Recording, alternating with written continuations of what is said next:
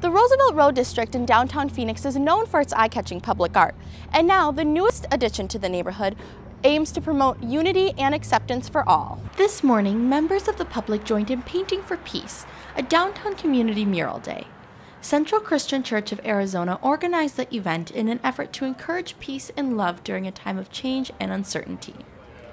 Emily Tetered is the marketing coordinator for the church, and she said the mural is a conversation starter for discussions about peace and getting along with one another. Even just the symbolism of coming together and painting, putting together a piece of art, I think in the same way we want to see that in practically within our community in peace and conversations, and so it's kind of a symbolic way of what we want to see represented in our community and our city too. Before painting, participants were encouraged to write their prayers and positive messages on the canvas as inspiration for the community. Artists of all abilities and ages lent a hand to contribute to the mural and watched as it transformed from a blank canvas to a colorful, vibrant representation of Arizona and its citizens. The colorful, completed mural will be officially unveiled at the Peace Show hosted at the New City Studio in downtown Phoenix on Friday, February 17th. For Cronkite News, I'm Rachael Bouley. Today's rising temperatures did nothing to stop activists from taking to the streets for the March for Dignity. Dozens of people participated in an effort to voice their concerns. They are worried about deportations and discrimination toward immigrants and the Hispanic Latino community. The march kicked off with a demonstration outside the Phoenix Police headquarters. There, protesters displayed handmade signs and chanted about their rights to stay in Arizona. The group continued throughout the streets of downtown Phoenix to Wells Fargo and the federal courthouse before weaving their way to a local park. The marchers heading to Grant Park behind me have expressed concerns over their rights as immigrants, especially during traffic stops where they fear that they are a target for deportation. Kona Tierra, a civil rights advocacy group, organized and promoted the march. Young children joined their families in expressing their fears over their future. ICE or anybody separating my family, because that, to our community, it would be a bad thing and a sad thing. Members of Hudaleen, a human rights committee, joined their neighbors in spreading the word about the change they want to see in the government and law enforcement. Advocate O'Nelly Enriquez says that the possibility of deportation is a major concern for her community.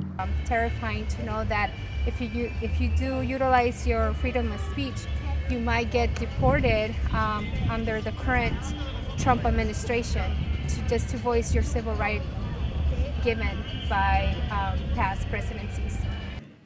Supporters of the march say that while today was successful, they will be continuing their demonstrations in the future. Reporting for Cronkite News, I'm Rachael Bouley.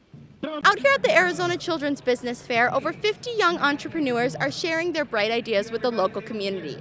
It's a big day for these kids ages 4 through 14 who have taken their ideas and transformed them into successful sales and exciting experiences.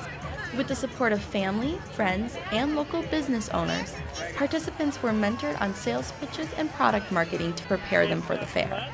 Brandon Clark is one of the event organizers, and he says this opportunity helps kids unlock their true potential. Hopefully what they take away from this is that they're capable of a lot more than perhaps they think. You know, typically kids don't think of themselves as business owners, but they all go to businesses and they go out to eat and they go to shops and things like that.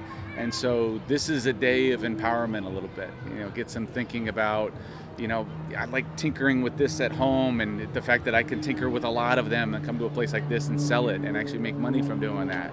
It's pretty empowering for them. Gets them, you know, unlocks creativity, gets them excited about a lot of different things. So we love to play a small role in that.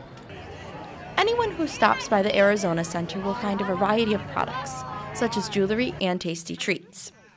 14-year-old Tiffany Bowers is selling her handmade necklaces and hair bows, and she says this experience has helped prepare her for the future. I've learned a lot about sales pitches and how to get people to come over to where I am so that they can buy the product. So it's been like a really good experience with knowing how to sell products, so in the future, if I end up owning a business, then I know how to sell my product. Business fair organizers say they hope to provide this opportunity for local children for years to come. Reporting for Cronkite News, I'm Rachael Bouley.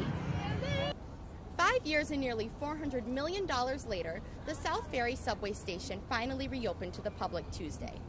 Back in 2012, Superstorm Sandy dumped over 15 million gallons of saltwater and sewage, destroying the station, which had only been open since 2009. 5 years and nearly $400 million later, the South Ferry subway station finally reopened to the public Tuesday.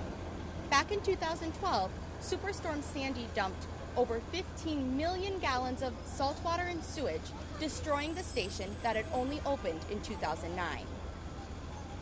5 years and nearly $400 million later, South Ferry subway station finally reopened to the public Tuesday.